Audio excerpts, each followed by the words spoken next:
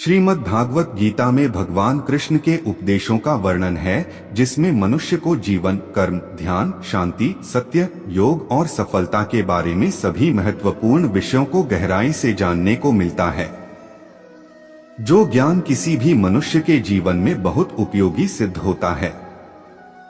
श्रीमद् भागवत गीता में भगवान श्री कृष्ण ने अपने शिष्य अर्जुन को कुरुक्षेत्र में न केवल ज्ञान की बातें बताई, उसके साथ ही जीवन जीने की कलाओं के बारे में भी बताया है। भगवान श्री कृष्ण ने महाभारत युद्ध के दौरान गीता के ये उपदेश अपने प्रिय शिष्य अर्जुन को दिए थे। गीता में दिए उपदेश आज भी उतने ही प्रासंगिक हैं और मनुष्य को जीवन जीने की सही राह दिखाते हैं। श्री कृष्ण के उपदेश हमें धर्म के मार्ग पर चलते हुए अच्छे कर्म करने की शिक्षा देते हैं। कर्म किए जाओ, फल की चिंता मत करो। आत्मा अमर है, इसलिए मरने की चिंता मत करो। इस संसार में कुछ भी स्थायी नहीं है। नरक के 3 द्वार हैं, काम, क्रोध और लोभ। मौन सबसे अच्छा उत्तर है किसी ऐसे व्यक्ति के लिए जो आपके शब्दों को महत्व नहीं देता। आत्मा का अंतिम लक्ष्य परमात्मा में मिल जाना होता है। धर्म केवल कर्म से होता है, कर्म के बिना धर्म की कोई परिभाषा ही नहीं है। इच्छा पूरी नहीं होती तो क्रोध बढ़ता है और इच्छा पूरी होती है तो लोभ बढ़ता है। इसलिए जीवन की हर स्थिति में धैर्य बनाए रखना। धर्म केवल रास्ता दिखाता है, लेकिन मंजिल तक तो कर्म ही पहुंचाता है। वह जो सभी इच्छाएं त्याग देता है, मैं और मेरा की लालसा तथा भावना से मुक्त हो जाता है, उसे शांति प्राप्त होती है।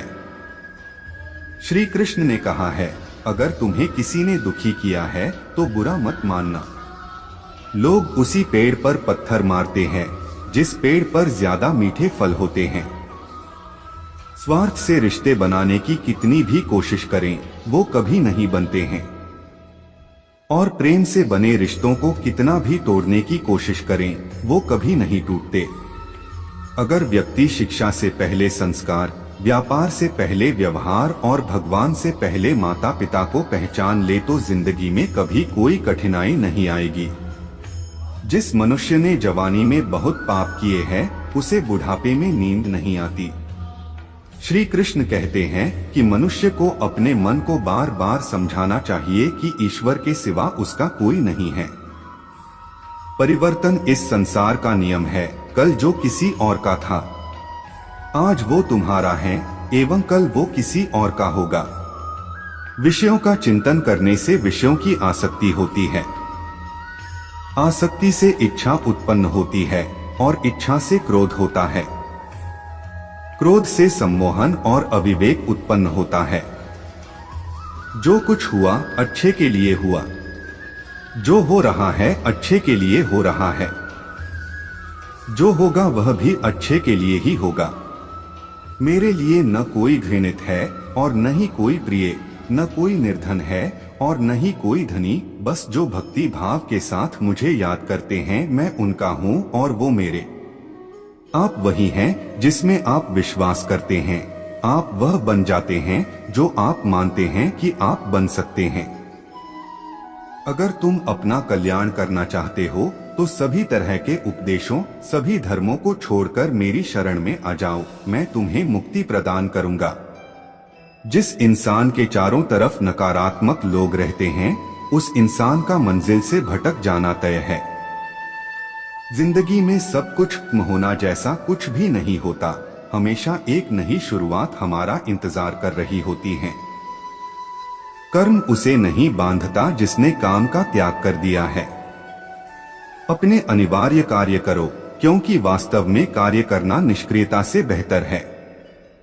आत्मज्ञान की तलवार से काटकर अपने हृदय से अज्ञान के संदेह को अलग करके अनुशासित बनो। मनुष्य अपने विश्वास से निर्मित होता है। जैसा वो विश्वास करता है वैसा वो बन जाता है। इस जीवन में मनुष्य न तो कुछ खोता है और न ही कुछ व्यर्थ होता है।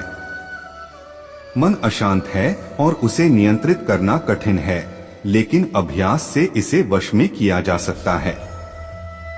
केवल मन ही किसी का मित्र और शत्रु होता है। व्यक्ति या जीव का कर्म ही उसके भाग्य का निर्माण करता है। जब मानव अपने कार्य में आनंद खोज लेता है तब वह पूर्णता प्राप्त कर लेता है। नरक के 3 द्वार वासना, क्रोध और लालच हैं। क्रोध से भ्रम पैदा होता है, भ्रम से बुद्धि व्यग्र होती है, जब बुद्धि व्यग्र होती है तब तर्क नष्ट हो जाता है, जब तर्क नष्ट होता है तब व्यक्ति का पतन हो जाता है। सदैव संदेह करने वाले व्यक्ति के लिए प्रसन्नता ना इस लोक में है ना ही कहीं और। मन की गतिविधियों, होश, श्वास और भावनाओं के माध्यम से भगवान की शक्ति सदा तुम्हारे साथ है और लगातार तुम्हें बस एक साधन की तरह प्रयोग करके सभी कार्य कर रही है। ज्ञानी व्यक्ति ज्ञान और कर्म को एक रूप में देखता है, वही सही मायने में देखता है। प्रबुद्ध व्यक्ति के लिए गंदगी का ढेर, पत्थर और सोना सभी एक समान हैं। निर्माण केवल पहले से मौजूद चीजों का प्रक्षेपण है। उससे मत डरो जो वास्तविक नहीं है, ना कभी था ना कभी होगा। जो वास्तविक है वो हमेशा था और उसे कभी नष्ट नहीं किया जा सकता। जन्म लेने वाले के लिए मृत्यु उतनी ही निश्चित है जितना कि मृत होने वाले के लिए जन्म लेना। इसीलिए जो अपरिहार्य है उस पर शोक मत करो। जो मन को नियंत्रित नहीं करते उनके लिए वह शत्रु के समान कार्य करता है।